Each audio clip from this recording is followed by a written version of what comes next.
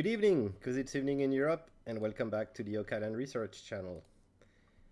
Today another video about the Rochefoucauld Grail miniatures, and today's video is called "The Trapdoor is Confirmed," because I'm going to show you that the manuscripts confirm the location of the trapdoor discovered by Michael and a little bit myself using the Zena map. That's going to be a interesting show. Let me get the microphone a bit closer so you can hear me better. Sorry about the background noise. Here we are. As usual, the fair use on YouTube for research purposes. I'm not going to use a lot of third-party material, but at least we're covered. And we're going to start this video, as I start the videos nowadays, using one of your past comments. And today, it's Gasbo who wrote this in the comment on the last video. Gasbo was talking about the size of those miniatures. 95 millimeters by 80 millimeters, roughly 3.75 times 3.15 inches, which is small indeed. And Gasbo puts forward the hypothesis that you do need magnifying glass to pick up some of the details. Indeed, but the details are there. So the only logic conclusion is that the people who draw those pictures used magnifying glass themselves to have a larger image to work on. And it's part of the language of the bird tactics. You know, it's to put in plain sight things that if you look first or twice, you don't see, but if you look a third time, and you know what you're looking for, that helps. And that's, of course, why we can understand what's behind those pictures, because we've got the Oak Island model from the Volt theory. We know there's probably a picture talking about the soupape, the valve, and we got from the money pit, we saw some pictures, definitely the Volt mechanism from one of my past video. And today I'm going to show you that the trapdoor is there also. But let's go back to magnifiers for just a second. So origins, 1st century, when some philosopher noted that if you put water in a glass balloon, then the picture gets bigger. It's the magnifying effect of water. Diffraction or refraction, or I can't remember my courses from high school, but something like that. And then in the Middle Ages, something was used called a magnifying glass placed on written text. And I show you a picture on the bottom left corner of those magnifying glasses, and they magnify quite a lot, up to 2.5 times. So that was early, around 9th, 10th century. And if we read further, it's commonly accepted that the first glasses, the real glasses as we know them nowadays, appeared in the 13th century. That's the century we're interested in, huh? 1290, so already established. And something that's very interesting is on the last paragraph. Unlike many products, this invention does not benefit from an immediate boom. It's kind of a restricted access. These glasses are made of wood, horn, or leather, and only correcting near vision, making things bigger. They are mainly used by copyist monks. Interesting, because that's the type of people we're dealing with in the manuscripts. The copying monks or copying teams. And they were known of the first people to use those glasses to magnify, well, the miniature so they can work on it. So that closes the loop, huh? That's how they were doing it with those kind of apparatus. So yes, I'm totally with you. They had to magnify the picture so they could work out the details, and that's most definitely how they did it. Okay. Let's go back to the Volt theory for a second. Just to remind you, the Volt theory establishes from pieces of puzzle we can find in the scrolls of Antera, and this is the puzzle brought together. You can see that there's water going through the pit from the outer world, from the ocean, and La Hampe here blocks the inlet. But if you open it, it moves vertically, and if you open it, you let the water in to that tank, and then you got a back valve here, and if you close it, well, you basically unclose the water into this area, and the water can go up if you open this one and not the back one, and this makes things float. How do you get the water out of the system if you want to access the system? Well, you need to close the inlet valve. This one must be down as it is now, and you need to lift this one up, and as per the instruction we found on the parchments themselves, you have to go find the trapdoor, and there's a hole, and if you open this second F trapdoor, then you will have the water flushed out. That's the mechanism. And that's the mechanism in bigger zoom. And what we're interested in is this area on the right. As you can see, this valve here, using some kind of a screw, we think, and you can access it from the surface. What is described here is that this swinging door E and the trapdoor F seem to be buried down. So I reckon an opening and some chains, probably. The chain can lift up, and another chain that can go lift the second one up. You don't need to go that deep down. And there must be some area on the surface where you get access, and that's what we call the hole under the trapdoor and the trapdoor, and we're looking for this trapdoor. Why do we need a trapdoor again? We needed to flush it out. In other words, to bleed the system. To bleed the system. To bleed. And it's the same word in French, saigner. And this is I found it a bleed out, bleed release. I can't remember how you say that in the Middle Age, when people they thought that your disease is in blood, and if you remove your blood, then you remove the disease. But actually, you're getting the person more weak than he was before. So this picture is a small picture. I know this because it's the A here, so it's starting of a paragraph, so it's even a smaller picture. But all those details they drew, so they had it at a certain size, so they could do that. When I look at this picture of a person performing a bleeding to another person, first, we see he's looking on the left-hand side, and that's one of the convention, I think, that is now I understood. This means I'm looking at the west, and I'm going to talk about something happening on the west side of the island. That's how I interpret it, because there's nothing here to look at. So he's looking west, so something on the left-hand side. And there was that part here, and we must admit these hands are doing something that I have not understood yet, but there's something about the hands. But what really caught my attention is this section, especially the triangle here. I mean, that's on purpose. And you can see those lines that are not part of the cloth. So that's his fingers. And underneath is that strange geometric form here, and that element, which I think is the trapdoor. What is this doing there anyways? Compared to the cloth, the person, what is that thing there? I super zoomed it. It's a rectangle, and I think it's the symbolic of the trapdoor, because it's telling you this is how you bleed the system, right? This is how, if you open that hole here, the trapdoor, then you would make it bleed. I think the analogy interesting, the parallel. You'll notice, very important for later, the blood stops. There's an area here where they didn't draw blood on purpose. Let's zoom a little bit here. You can see here there's a blood discontinuation. And when you zoom that strong, of course, I don't think they could zoom that strong. I've got PowerPoint is the best tool for that. I'm drinking coffee at the same time, I'm sorry. And okay, so this geometric form is strange here, and I do believe that's the trapdoor. You can see some black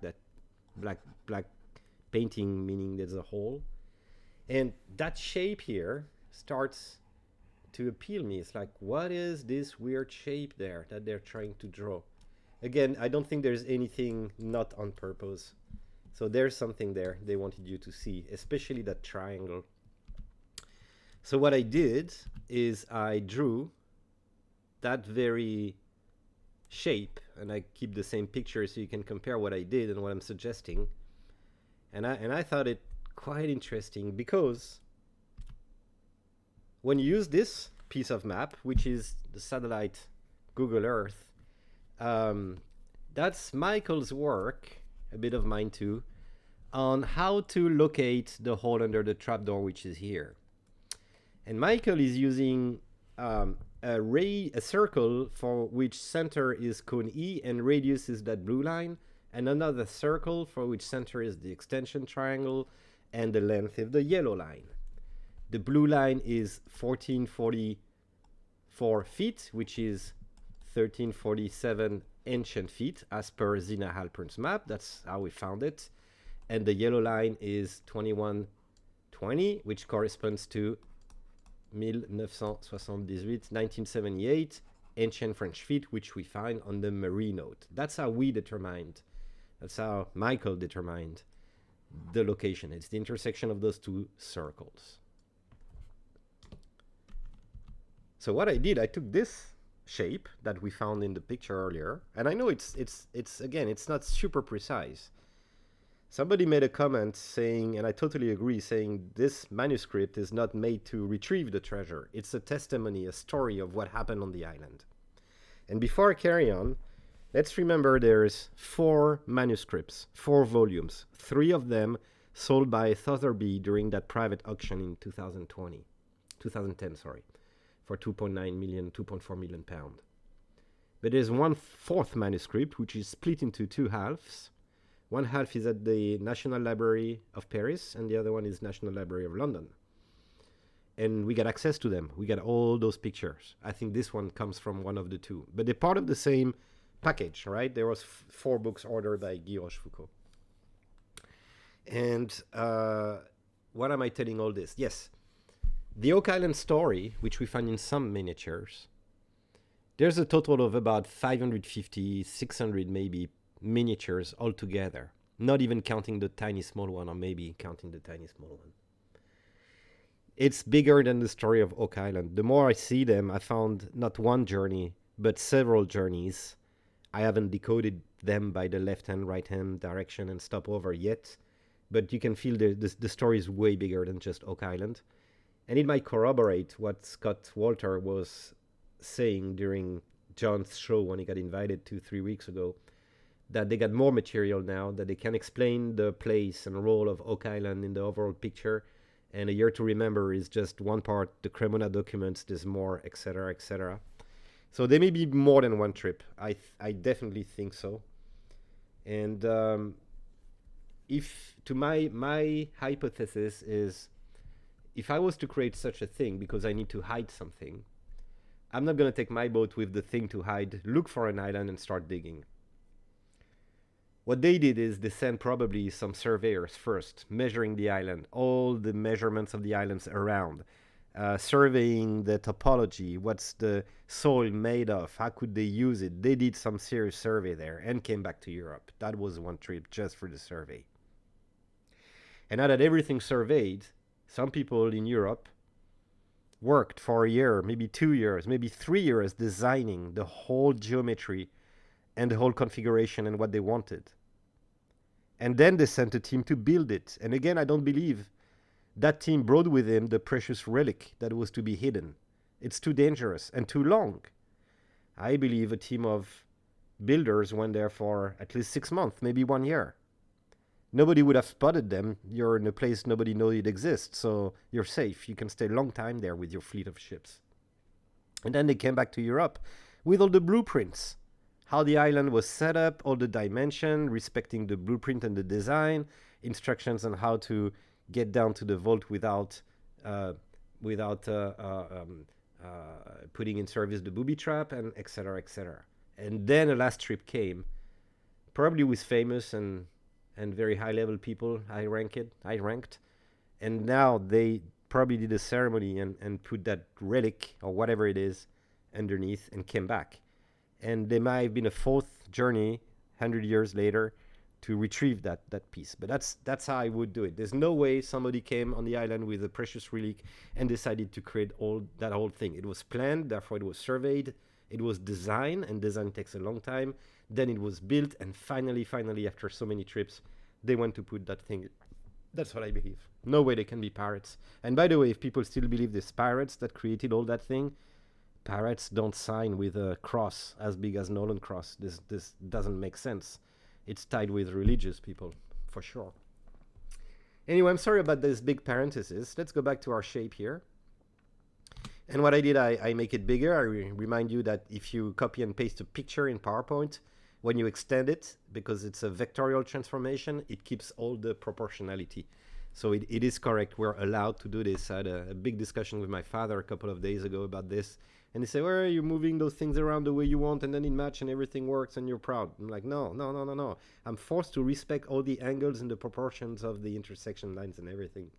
That was a funny conversation. So what I did, I took Michael's picture of this, which helps us determine where the hole under the trapdoor is. And of course I applied, and look, everything corresponds, right? That's impressive. It registers the hole under the trapdoor, the cone. This cone, I'm a bit off, but it could just be the graphic and the approximation. Again, I registered this one. I'm tiny off by a couple of degrees, but again, I'm working with a picture. This registers, and then the 529 extension registers perfectly. And of course, this line is aligned with the Nolan cross. How beautiful is that? So again, it's not perfect science, and it wouldn't allow reverse engineering and finding this spot based on the drawing, but the drawing shows what it is. It is the assemblage of the Nolan cross leading you to the hole under the trapdoor. Incredible, huh? But wait, there's more. Because now that I did this, I'm like, okay, what about the rest? Let's try with all the lines that they propose us. So I went over all those lines, and I applied it the way I just did, and nothing new came up. But I was intrigued by this triangle. There's only two places a triangle would fit, is the swamp, but it's not determined enough to be able to overlay it. Where's the exact limit of the triangle of the swamp? But there's another triangle that we know very well. It's the triangle made by cone C, cone B, and the 429 extension. And I'm like, why don't I use this one if they want me to use a triangle? This one is established by the design of the island. So that's what I did. So what I did is I used this line here as my baseline to Nolan cross. It's a line on Nolan cross, and it goes through cone B and cone, which one is it? C. And I made correspond the tip of the triangle with the extension point. So here's my referential. And we know we see the angles are not the one, they don't respect the angles of the triangle here. Nevertheless, first of all, this line here is the bleeding line. You remember I made you notice that it was cut in the middle? Why is it cut? I think it's cut because it registers exactly the hole under the trapdoor, and it shows you the end of the island on the same line. Almost to tell you that there's a beacon here and an angle or something like that. But I found it very interesting. Actually, you see I'm missing a couple of yards, and I should be missing a couple of yards, which may correspond to the island in 1340 when the water was lower. As we know, it was 2 feet lower. But I found even if it's a coincidence, it's a beautiful coincidence because it registers beautifully where the hole under the trapdoor is. But that's not it. Because if I take another picture that Michael drew for us, which shows the southern core and the northern core, well, when I overlay the same picture, again, I'm a couple of yards off, and I'm a couple of yards, not even, from the inflection point here. You see the inflection point? And so the model is incredible, huh? Even cone C is registered here. I had to move it a little bit off to make this a little bit better. Okay, I cheated by 1 degree, and I'm not exactly aligned anymore. But again, you understand the approximation and the non-precision due to the fact we're working with a drawing that we enhanced by probably 15 times. But I still believe the design is there. Yeah, definitely. So that's quite interesting. And another thing, and I don't think that we noticed this with Michael when we worked it out first. When you project the hole under the trapdoor onto Nolan's cross, you reach those cones, and on purpose. I'm not going to use. I tried with the headstone and it doesn't work that good. And sorry, it's actually registering here.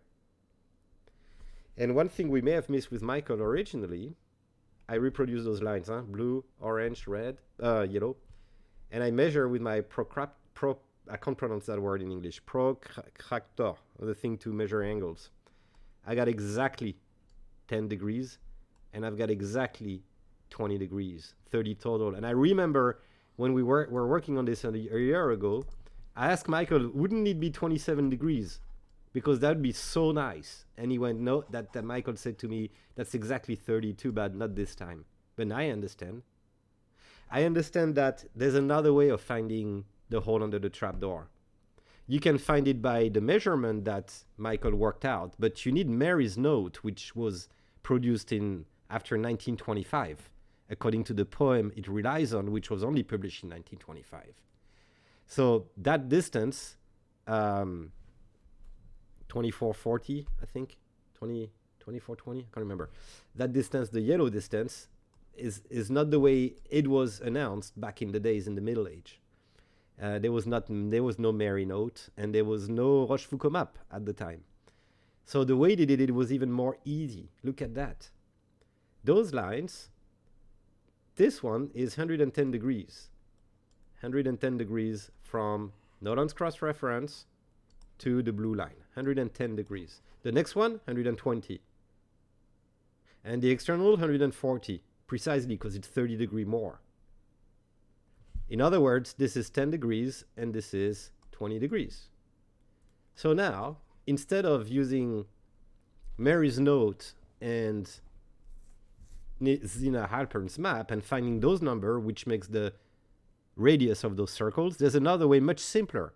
If I instruct you to go to cone E, which you can find by the stone, use a compass, which was available at the time, and walk your way at a 110 degree angle from Nolan's cross.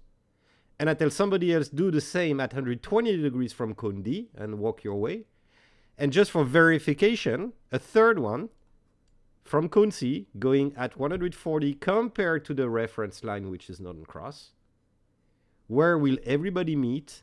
Everybody will meet exactly at the hole under the trapdoor. So it's like you got two lines to set your point and a third one to verify. But that's probably the instruction available back in the time, long time ago, on how to find a hole under the trapdoor. I don't think it was based on the numbers we got now. I think this is a second group of people who coded that again, which is a nice way to code it by intersecting two cycles.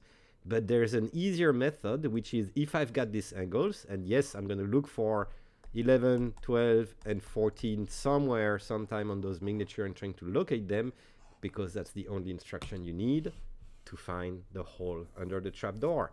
So Michael, I know you're going to love this, but this verifies the hole under the trapdoor you determined by making those circles intersect. And that's another method.